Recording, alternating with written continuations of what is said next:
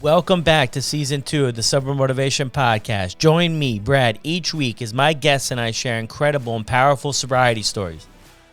We are here to show sobriety is possible, one story at a time. Let's go. Manny was told he had 6 weeks to live and was so confused that nothing could be medically done to improve his situation. Manny had many close calls over the years of his life, and alcohol was not helping. Manny was drinking daily and going without was not an option. But it wasn't always that way. Alcohol slowly became the number one priority in Manny's life. Manny got another chance at life and is making the best of it every single day. This is Manny's story on the Sober Motivation Podcast. How's it going, everyone? Brad here. Before we jump into this week's episode, which is incredibly powerful, I just want to say thank you. By the time this airs, we will have reached 100,000 downloads in just over 3 months. So thank you so much for the support. The main goal here is just to let everybody know that sobriety, recovery is also possible. Reach out for help if you need it. There is tons of support and people willing to help you on your journey, help you get started, and help you stick with it. You don't have to do this alone. There are people who will help. Now let's get to Manny's story. Welcome back to another episode of the Sober Motivation Podcast. Today we've got Manny with us. Manny, how are you doing? I am doing great, Brad. Thanks a lot for having me. Of course. My pleasure. How we start this podcast is, what was it like for you growing up? Well, my parents divorced early, but I was surrounded by nothing but love from other family members. So not an issue there. I had a real good childhood, loving family. So, can't complain. The younger years were really good. Awesome. Yeah, I hear that story a lot. The divorced parents. A lot of the podcasts I've done, that's been part of people's story.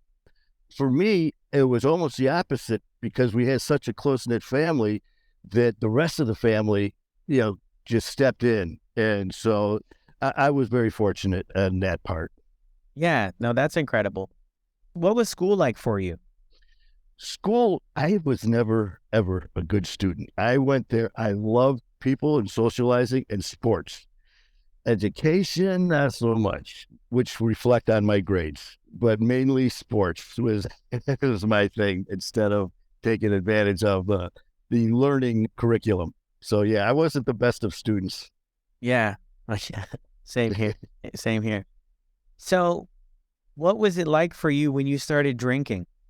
I was always very fortunate growing up because sports was a huge part of my life. So when my friends started branching out and experimenting, I was so in depth. My biggest thing was hockey. I played hockey from I was like third or fourth grade all the way through high school, juniors, and all that. So I was lucky in that aspect. Drinking came into play when I was about 15 years old. And it was more of a social thing because my crowd was mainly the jocks and the athletes. So there was that really helped me. But at the same time, at the parties was alcohol. But even at 15, a few beers, which, at 15 you should have anyways, but it wasn't an issue, I didn't think, at that age. But that's when it started, 15 years old, and it became more and more available. Yeah. And how did things progress?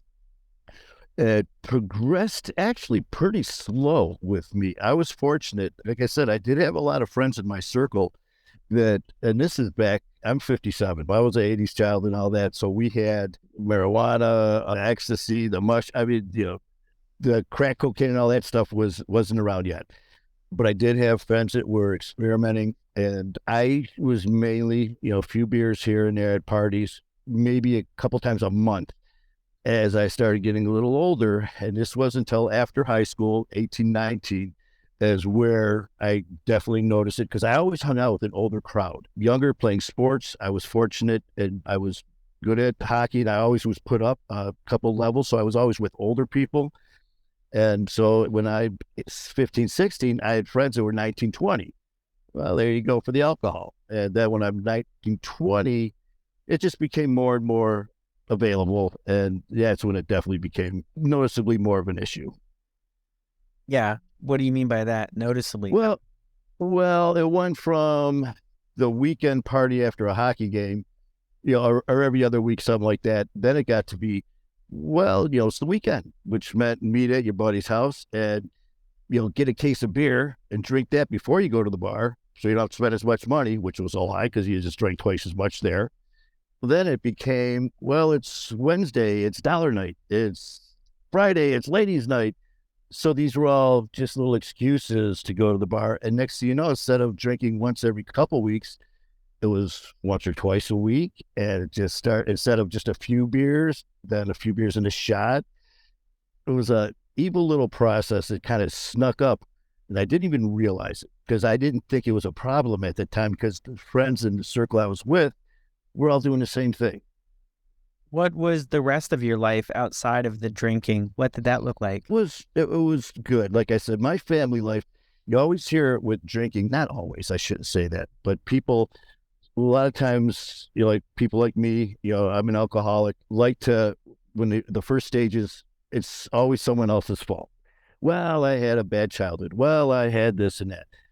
For me, that wasn't the case. And it's just, it was very good, stable. My mom remarried to an absolute amazing man. Amazing man, supportive. And, hockey is very expensive. He jumped in without hesitation, took on a future wife and a son. So I was blessed. I truly was.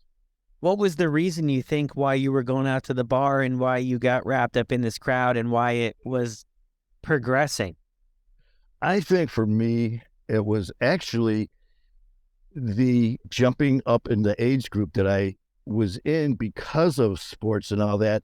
It was really a good thing in some ways, but it was actually my downfall because that's what was going on. So I was kind of following the crowd because, even in high school, here I am a freshman playing varsity sports, with seniors. So I'm trying to live up to their expectations. Now after school, I'm with guys, I'm 19, 18 years old, but these guys are 20, 25 years old. Now I'm following their lead and they're popular. They're the in guys. They got the girls. And I'm like, well, hey, peer pressure.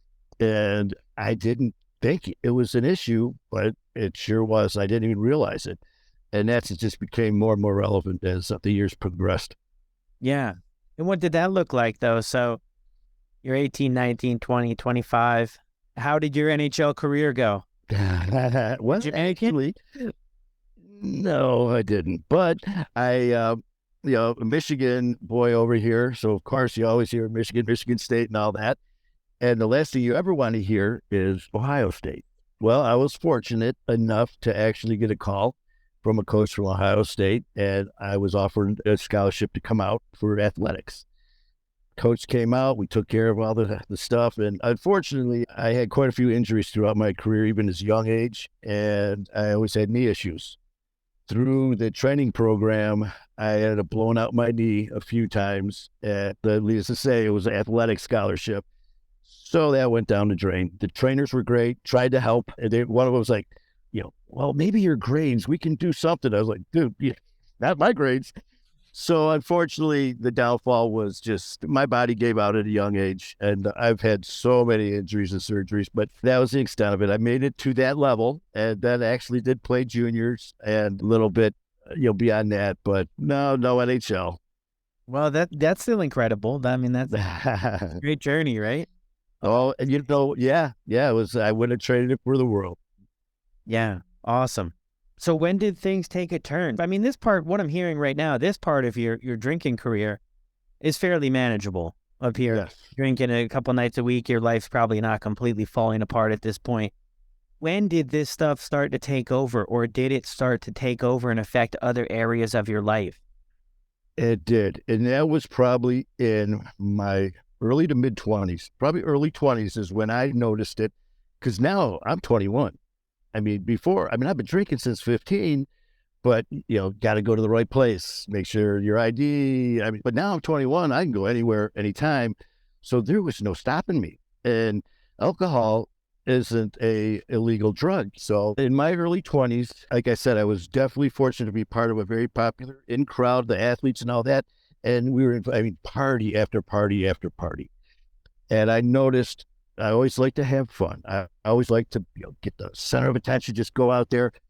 And then I started noticing, well, I have a few beers, loosened up a little bit. And well, then all of a sudden, a few more. Well, let's throw a couple shots in there. Well, next thing you know, people laughing and carrying on. And that in my early 20s is when things started. I could tell that there was issue because now instead of once or twice, there was like 3 days, 4 days in a row. But not only that, all of a sudden waking up hungovers can be, the old, I'm not doing this again. By the end of the workday, hey, you want to go grab hair of the dog? Yeah, let's do it. And next thing you know, calling into work. You know what? I'm just not feeling good. And my dad had a saying, if you're sick, you go to work.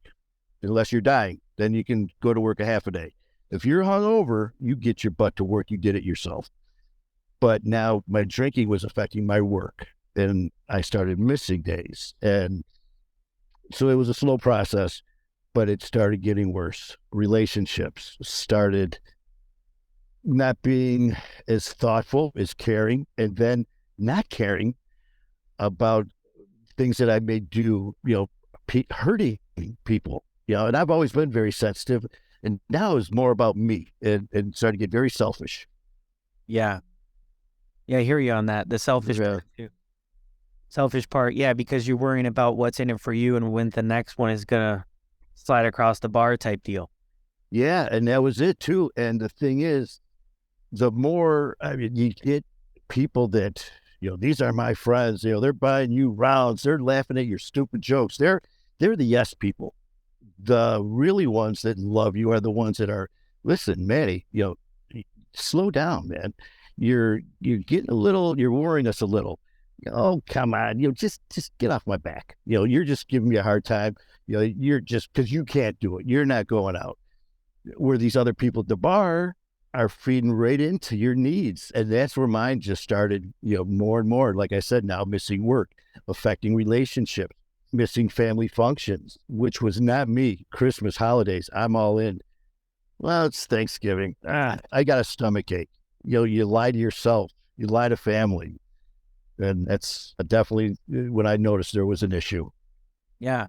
Who was it in your life that pointed out that maybe this is not so good for you? That would be my mother, a very, very strong, faith-filled woman. I mean, she is just a saint. But what happened was the more she would intervene, our family was a big drinking family. All our events, and when you look back at birthday parties with me and my cousins, when we were our first birthday, second, all you see is table full of beers. The adults, it was just party time. It was acceptable. That's the way it was. So we were around all that. And as mine started to unravel, my mom was the first one. And I'm like, that's your mom. You're supposed to give me a hard time. My friends were drinking just as much as me. So of course they weren't saying anything. And towards when this all happened, I had a very close family member, a cousin, who he was the first one to reach out to hand and say, listen, this is more than a social thing. You got a freaking problem. Yeah. And how many years did it take before that happened? That would have been Well, 20 years or so, 30 years? yeah, it was about 20 years of just, slipping through the cracks, saying the right things. But the whole time you think you're getting away with saying the right stuff, but a lot of times you're drunk and you're forgetting things and you're lying, but mainly you're lying to yourself. And so, yeah, it was a long road, but the one thing that didn't change, that did was the drinking. It was always usually beer for me, but then liquor, the last probably 5 years or so, liquor became huge. I couldn't get enough, which was not me at all. So then instead of buying a 6-pack and maybe a pint for shots, it was, let's buy a fifth. And so, yeah, the last few years were very ugly. Yeah. Were you a daily drinker? Towards the last, probably, I'm going to say, it's, an alcoholic and an addict will always subtract years. It's like, how long have you been having a drinking problem? Oh, 2 years. You know what? Add about 10 more onto that, and you'll maybe be right. So for mine, I'm going to say the last 5 years before this happened was an issue. And that's when it was daily. Now, as far as the liquor, and like literally buying a fifth, that was probably the last 3 years. It was bad where it was daily, and I'm talking a fifth. It started out as a pint. I took baby steps on my path to alcoholism. I didn't jump right in, but yeah, towards the middle there, I went from a pint right to a fifth, and a day, and then it got even worse than that.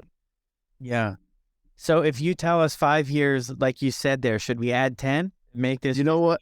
or is 5 years, or if you put some thought into it, you've narrowed this down to 5 years? I thought I did. You just brought that up, and I'm kind of thinking back right now. And for me to say that is probably me lying to you and myself and trying to believe it. So you know what? Tacking on another couple years would not be unrealistic at all. Yeah. Because if I'm saying, oh, that's 5 years, yeah, that's when it became an issue. If I think that became an issue, then it was definitely an issue before that. So, you're right, Brad. Let's throw on another couple years just to be safe. Yeah, I think too there's levels to it, right? Because even when you first started, even in your 20s, I mean, there's obviously issues with it. When you're 18 or 19, it's illegal. You're doing some level of risky behaviors, like probably not enormous ones, but you're taking some risks that other people don't do. And then there's levels to it, and then you kind of graduate in a sense to this other level of stuff where things go to a whole nother level. What is it you were running from, though? Like, have you ever been able to get into a place of understanding for that? I have tried. You always think about that. What is the cause? Why did I do this? I've always been involved in relationships. And that's another thing. This drinking costs me relationships to make very bad decisions. And I've been engaged 3 times. And I'm really good at getting engaged. But it's that next part. And I've always kept things inside, my feelings. And, the things in my personal life that, like I said, it is my time when I was with the police department. Some of the things that I saw that I was involved with are very haunting. After that, like I was telling you, I rode with a very well-known Detroit motorcycle club, and the things that were done, the PTSD, the nightmares, they're all part of it. And it's a vicious cycle. And so that became more and more relevant. Yeah, I think you hit the nail on the head there too. You were managing this maybe in a way that wasn't the most productive, but it wasn't also the most dangerous. And then some events happened, some things happened, and that could have maybe triggered something where you needed more. And then it just kind of keeps going. It was that vicious cycle. And then, of course, like you said, the things that happen, it's like the blackouts or the mood changes. Well, that was just one time. Well, next thing you know, driving and looking up and seeing those flashing lights behind you. Well, the next thing you know, I mean, that wasn't happening a year ago. So it's progressed. Now you're getting pulled over. Now you're not only getting tickets, accidents, possibly killing yourself, killing somebody else. I unfortunately had that experience where I was involved in an accident, and I have been pulled over. I have been arrested. And even with that, you try to make excuses, and you can lie to everyone. You can't lie to yourself at the end of the day, but I sure as hell tried. Yeah. Wow, Manny. A lot of stuff to unpack. It's been a journey. So you shared with me before about how you ended up in the ICU. Let's start at the beginning of that story. So you kind of touched on a little bit, I think, about how you upgraded to a fifth a day. And that's a daily thing. Like, are you not working at this time? When this happened, unfortunately, my father was diagnosed with ALS. And I ended up moving in, sold my house, moved in with them to help take care of Dad. So I was basically living there, didn't have to worry about anything but taking care of Dad. And now I'm in this environment where all I'm doing is taking care of him. Meanwhile, being the alcoholic and drinking at the same time. And that's when things really started to unfold. Noticing, all I'm thinking about now is, well, let's see, what time is it? It's pretty bad when you wake up thinking, oh, shoot, the liquor store doesn't open until 7. 2 more hours before they open, before I can go there and get my bottle, and that's unfortunately what it turned into. And it got ugly real quick. And like I said, it went to a fifth. I mean, I'd walk out of the party store, get into my truck. Well, first, Buying it was an adventure as I put the bottle on the counter and slid the money in my shaking hand to the cashier because the shakes were so bad. And I'm still, it's not a problem. I'm okay.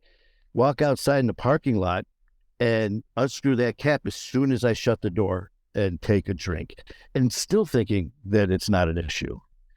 So that's what the last few years or leading up to it ended up to me ultimately being transferred to the hospital. That was the bottom line. Yeah. Walk us through that though. How did that play out? That What was that day like? that day, the night before, I remember looking in the mirror, and I had a friend who was over and said, she goes, you're yellow. Your skin looks yellow, but your eyes are yellow, which I realized earlier the day. And being in the medical field, I knew. My best friend, God bless him, he's like my brother, died at 40, drinking, liver failure, organ failure, same thing. So I witnessed, I was there with him. So I'm seeing the signs. So she's like, you got to go to the hospital. She goes, you're going to die. And I looked up and I said, I know. I didn't care. So she left. That was the night before. The next day, I got up, went to the liquor store. As bad as, and now I'm even worse. Got overnight, walk in, the person there, they've known me. She looks at me, she goes, your eyes are so yellow. And I just glared at her, grabbed the bottle, same thing, parking lot, started guzzling. Went home, then things get blurry. And next thing I know, I'm staggering around. Next thing you know, I'm in an ambulance, go over here to Henry Ford Macomb Hospital. And that's when things get fuzzy. From there, with help from family, as far as details, I was within an hour or so transferred to Henry Ford, Maine in Detroit, because they said, there's nothing we can do for him. Henry Ford, Maine admits me, and I'm yellow as a banana. And people say that we have certain colors that are good for us, and we look good. Let's just say yellow's not my color, because I was ugly. And I don't remember most of it because the organ failure was so advanced, the liver enzymes and everything going to my brain, I was hallucinating. The intense pain from pancreatitis, they had me on very strong painkillers, so I was hallucinating from that. And like I said, I was in there, I think it was about 26 days. And within that time, probably 18 of them, I get rate or so, were in ICU, which I had a few times where I coded in there. And they actually asked me, what are your wishes? And I remember saying, do everything unless I'm plugged into the wall, let me go. They went out, told my family, they did revive me. And then it was probably 2 days later in ICU when this doctor who was the organ specialist came in. I named him Dr. Death. He had the personality of a doorknob. And so I'm sitting there and he looks at me and starts giving me statistics. Well, I'm, in no condition for that. And he goes, 6 out of 10 people with your numbers die. And I laughed at him. I go, well, you're talking to me. I'm glad I'm not the 6. He goes, Manny, your numbers are worse. He goes, there's nothing we can do for you. And I'm in the hospital room by myself, and he gets up and leaves. I fall asleep. His associate, a younger female, walks in, and then when I saw her, I'm like, oh shit, this is real. She goes, I know my associate was here. And I was like, oh my God. I go, is this real? She said, yeah. I go, please, there's got to be something you can do. She started to cry, and she said, no. I go, how long do I have? And she said, less than 6 weeks. I just looked at her, no tears, no nothing. And she offered to stay with me till family got there. I said no. And like you can imagine, that was a hell of a phone call to make. Family got there after they were informed. Hospice was brought in to take over my care and to go home and die at home. And the next few days I'm waiting, and doctors came in and they're doing blood work and they're asking me how I feel. I'm like, well, you're freaking for a guy who's going to be dead in 6 weeks, not too bad. And we're going to keep you for another day or two. I'm like, well, what's going on? But they wouldn't tell me. But each day there were more doctors, more doctors. Finally, 5 days later, the room is packed with doctors. And I'm like, what is going on? And Dr. Death is smiling at me. And I go, you are an evil SOB, man. You tell me I'm dying and you're smiling? He goes, Manny, I'm sending you home, but not to die. He goes, the reason we've been doing all these tests, your numbers have stabilized. And not only that, they're going back to frickin' normal. It's nothing we've done. There is no drug, no miracle pill. And I was sent home. And by the grace of God, I'm here talking to you. And, every day is a blessing. And that's it in a nutshell. I know I've probably skipped a few details, but every time it's been 3 years. January 27th, it just passed, marks my 3-year anniversary of sobriety. But it also marks that 3 years when I was told that I'm going to be dead in 6 weeks. So it's a bittersweet day. I shouldn't say that because I'm here. It's a great day. So that's it, Brad. I know I've been babbling and I apologize, but this story affects me so much. And I want that to get across to the listeners. I want them to know that no matter what, man, this fight isn't over till we decide it's over. And addiction is evil. It's a coward. It attacks, but it's nothing that we can't handle together. It's a fight that we can win.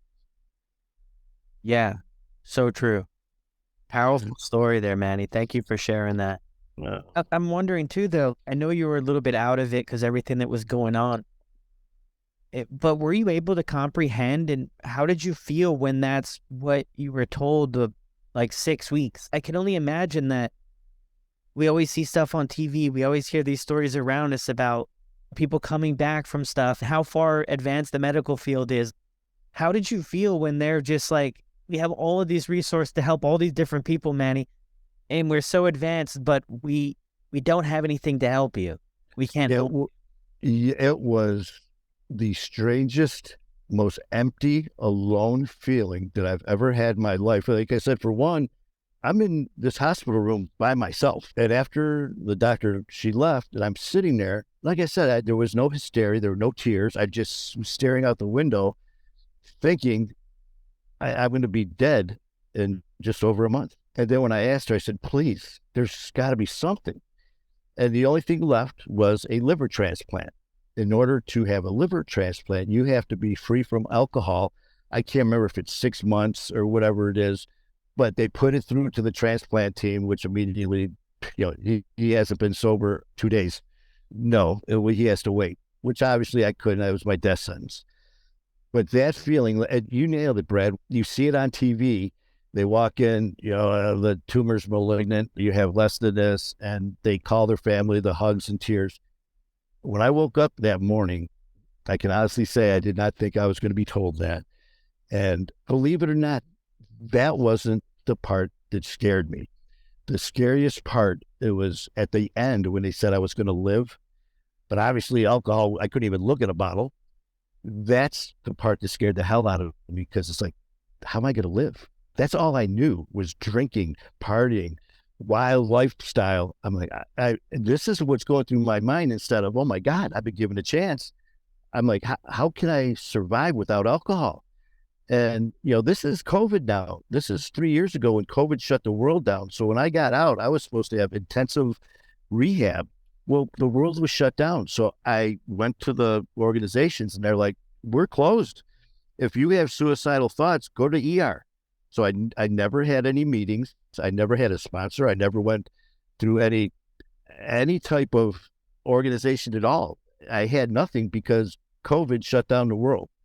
So I've been blessed that I never had withdrawal. I never had cravings. It was like alcohol never existed in my life. And, if that's not a true blessing, I don't know what is. I have been so blessed. And now my mission is to give back.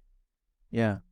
So how have you been able to stay on this track? You don't ever think about it or reminisce on the old times of how we do such a good job convincing ourselves, Manny, about how good this was. Do you have that, or is that last experience in the ICU cancel all that out?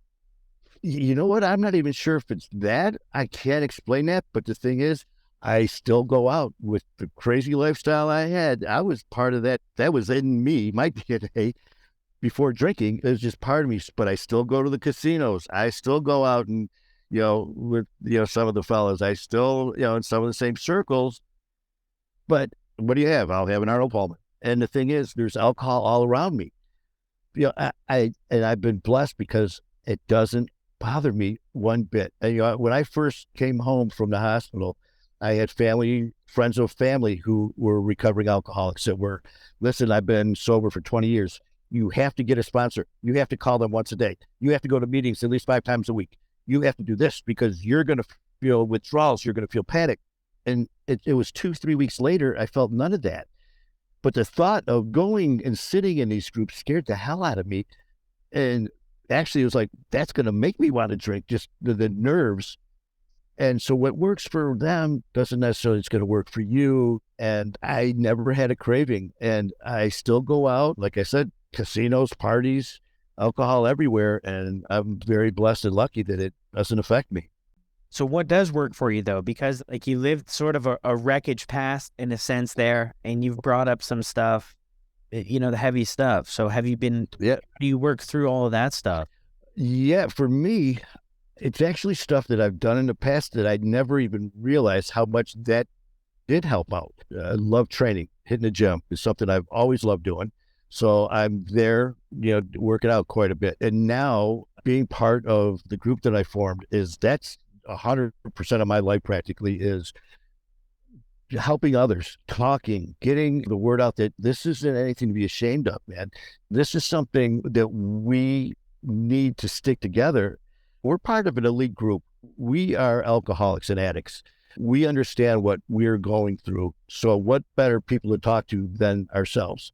We try talking to family and friends that don't understand it. They mean well, but sometimes cause more damage. So my biggest thing recently has been the organization, the family that I have now, and it is amazing. Like I said, I still have been so blessed not to have cravings. I see daily family members in the group that are struggling, and just reaching out, talking, and not lecturing, just talking about the family, the friends. It's amazing. The feedback and the reception of this, just talking and sometimes listening, not saying a word, just being there makes all the difference in the world. Yeah. You're talking about this group. What's the name of the group? This is a group that I formed. It's called My Fight, Our War. And you can go to Facebook and request a membership. And I have always, from the very first day, I said, we are family. And it caught on like wildfire. When you go to the site and you see the posts, it's always like, good morning, my family. And everyone is so supportive. And it started out as a thought 4 weeks ago. I had no name or anything. And I just started thinking, and then I'm like, My Fight, Our War popped in my head. And I go, how fitting, because addiction and alcoholism is my fight that I'm dealing with. But addiction overall is a war that we all battle. So that's where the name came from. I started this site up, and next you know, there's like 13 members.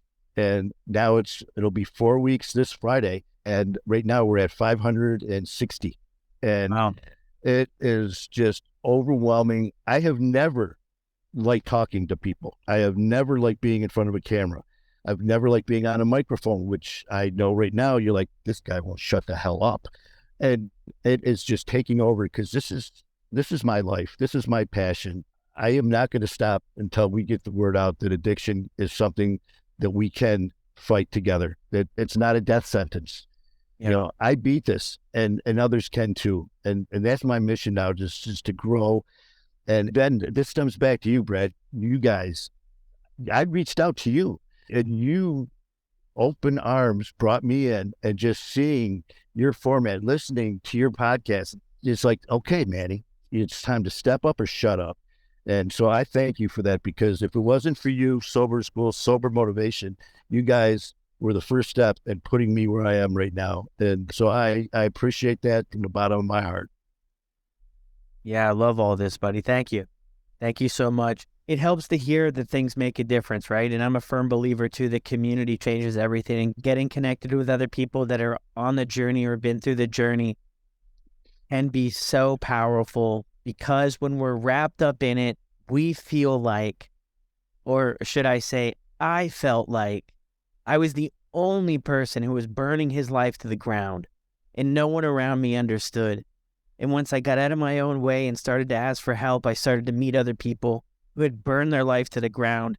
And the most beautiful thing about it was they were rebuilding, and they showed me that was possible to do, and it completely changed my life. So that's incredible. I'm wondering here, I have a question here. And this might not even be the right way to ask it, but let's try. Do you ever wonder why you got a second chance? And I kind of do the quotations because maybe this was a 20th chance. We don't really know the whole thing. But Yeah. what? Why Manny? Why did Manny get this opportunity that we can't really explain medically wise anyway?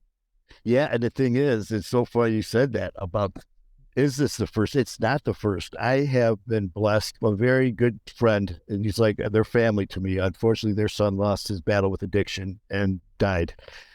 Before that happened, me and him would talk about my situation, and we went for a walk one day, and he goes, Manny, he goes, you're going to beat this. He goes, you're one of the strongest people I know. He goes, you should have been dead 4 times already that I know of, and you're still here, and you're here for a reason. Unfortunately, this hero lost his battle and is no longer here. But I think about those words. I was involved in a altercation where a gun was shoved right into my face, and during the fight, and he pulled the trigger. The barrel slammed into my face and shattered my cheekbone, and I've got a plate under my left eye. I'm lucky to be here. About a year later, I was involved in another altercation, and I was stabbed with a razor knife next to my left eye, the same eye. Multiple fights, broken bones, a very out of control, violent lifestyle that I should be dead. I had sepsis hit me one time because of an IV of all things at the hospital was improperly inserted. I'm being rushed to the OR because the vein was so infected. They said, we're going to do all we can, but we don't know if you're going to make it. So this is not, and why me? It's like survivor's remorse and guilt. My best friend, Jerry, I crawled into his hospital bed when he took his last breath, holding on to my brother who died from organ failure from drinking. Why him? And now my question's answered because I'm here right now with these amazing people like you, like Sober is Cool, My Fight, Our War. I have met the most amazing people, and we're family, all of us, just like you. I feel part of, we're family. And it's amazing what happens when family sticks together. And it's a beautiful thing. Yeah, wow, incredible. Yeah, definitely a lot of close calls for you, Manny.